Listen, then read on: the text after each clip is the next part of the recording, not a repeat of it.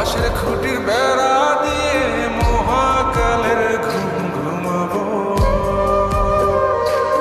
আমি মাটির একান ঘর বানাবো, খেজুর পাতার ছাউনি দিব, বাঁশের খুঁটির বেড়া দিয়ে মহাকালের ঘুম ঘুমাবো।